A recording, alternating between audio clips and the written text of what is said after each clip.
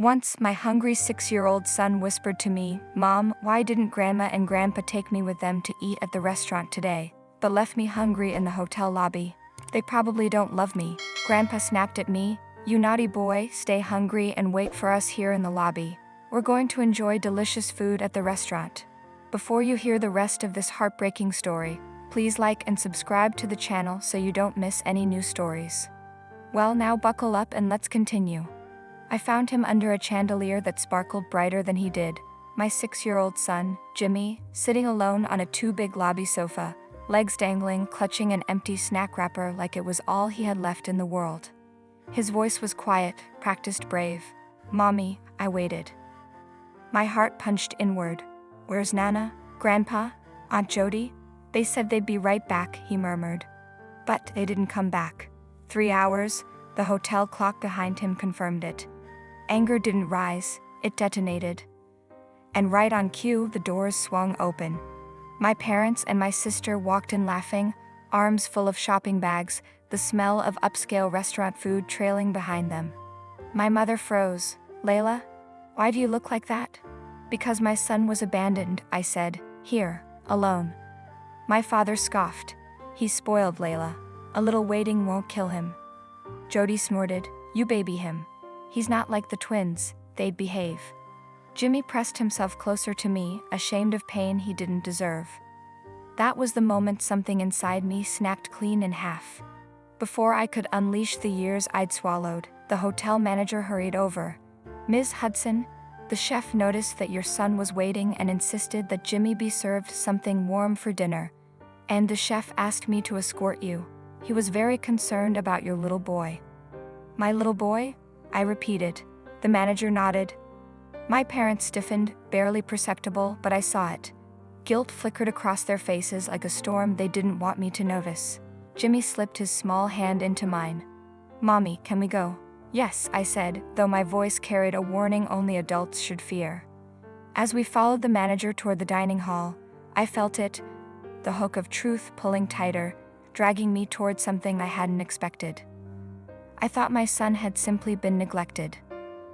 I didn't know yet that this moment would expose everything my family had spent years hiding, and once revealed, none of us would ever go back. The private dining hall shone like a palace, crystal glasses, silver cutlery, and a table long enough to seat royalty. Yet the only thing I saw was Jimmy's bowl of soup, still warm, placed at the head of the table as if someone had tried to protect him in my absence. The chef stepped forward, wiping his hands nervously on his apron. "Miss Hudson, I'm sorry if I crossed a line. Your son looked very pale. I couldn't just watch." "Crossed a line?" My voice cracked. "You were the only one who didn't." My parents stiffened behind me. The chef continued, lowering his voice. He told me he wasn't allowed to join his grandparents. That he was supposed to sit still and stay quiet. His eyes hardened. "For 3 hours. My mother cut in sharply, "He exaggerates. Children do that." Jimmy flinched. And that tiny flinch broke whatever restraint I had left. "Jimmy," I said gently, kneeling beside him, "tell Mommy the truth. Why did you stay here?" His lip trembled. "Grandpa said I ruined dinners.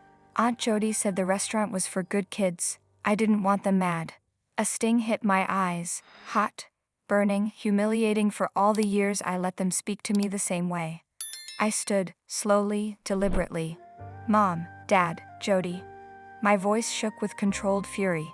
"You left my child hungry and alone so you could enjoy a meal he wasn't worthy of. Do you hear yourselves?" My father barked, "Don't you dare." "No," I cut in, "don't you dare." The silverware on the table vibrated with the tension.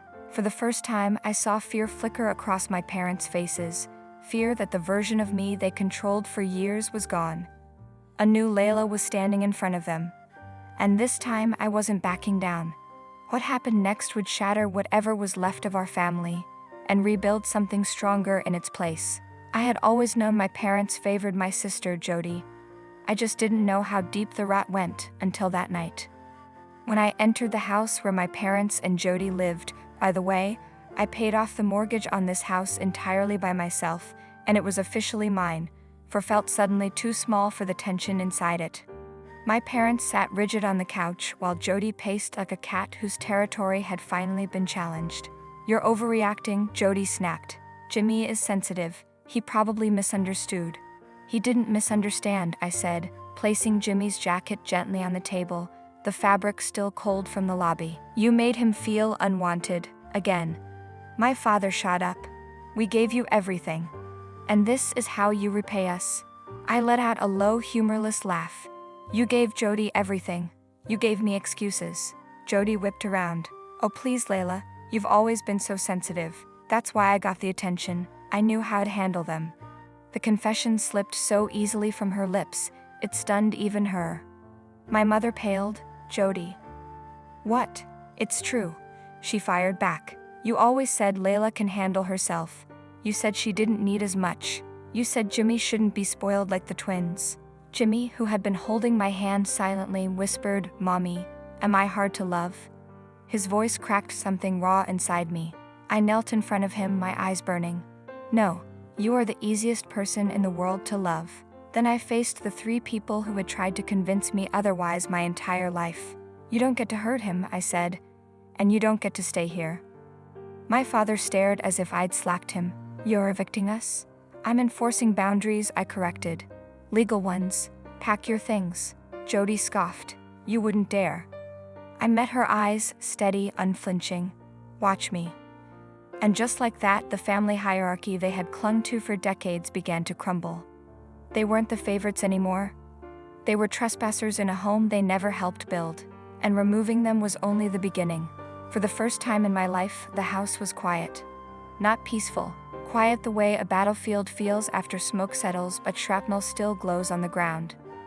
My parents had moved out that morning. Jody left last, slamming the door so hard the frame trembled, as if the house itself recoiled from her. But by evening the silence wasn't victory, it was heaviness. While Jimmy colored at the kitchen table, humming softly, I sat across from him, rubbing my temples. The adrenaline had burned off. What remained was the fear every child of favoritism knows too well. Did I go too far? Or did I finally do enough? A knock shattered the moment. I opened the door to find my father standing alone. No bags, no bluster, just a man who suddenly looked older than his years. "Layla, can we talk?" His voice lacked its usual authority. It almost sounded unsure. I stepped outside, leaving the door cracked so Jimmy could hear me if he needed. "What could you possibly say now?" He exhaled shakily. "Today, after we left, your mother was crying. And Jody, she's furious because we're not taking her side this time." He paused, swallowing hard. "And I realized something. You were right. We did treat you differently." The admission hit me like a punch. He continued before I could speak. "I don't expect forgiveness. I just needed to tell you I see it now. The damage." His voice broke on the last word. For a moment, the father I wished I'd had flickered through his eyes, brief, fragile, real. "Why now?" I whispered. "Because when Jimmy looked at me today, he looked the way you used to." He wiped his cheek quickly. "And I can't lose another child to my own stubbornness." A crack formed, small, dangerous, hopeful.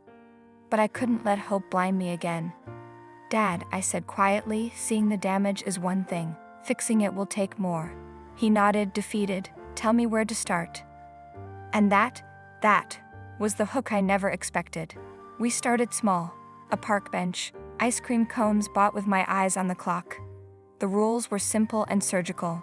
Supervised visits, no overnight stays, no unsupervised calls.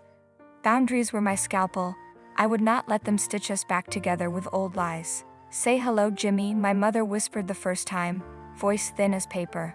He waved like a prince at a parade, blunt, innocent, forgiving before his heart understood betrayal. My father watched from the far end of the bench, cane resting against his knee. He approached slowly, offering a small paper airplane he'd folded in the waiting room. "For you," he said. Jimmy took it and flew it 2 feet across the grass, delight erupting like sunlight. I felt something in me unclench, a cautious, brittle relief. Jody didn't return. Without my parents to back her, her entitlement frayed into silence. The family's old map had been redrawn. Months passed, hospital bills quietly paid, birthday visits limited to afternoons, Honest conversations that stung like vinegar but cleansed. My father asked fewer defenses and more questions. My mother cried less in public and more in private, finally naming the hurt. One afternoon, as Jimmy chased shadows in the yard, he shouted, "Mom, they laughed with me today." I sat on the porch step and let the sound fill the hollow places. We were not whole, we were not healed, but step by step, through rules kept and promises earned, we were learning to trust the future again. Tell me, would you have let them back in? Friends, what do you think of this story? Write your opinion in the comments. Would you like more stories? Don't forget to subscribe and hit the bell button so you don't miss any videos. See you tomorrow.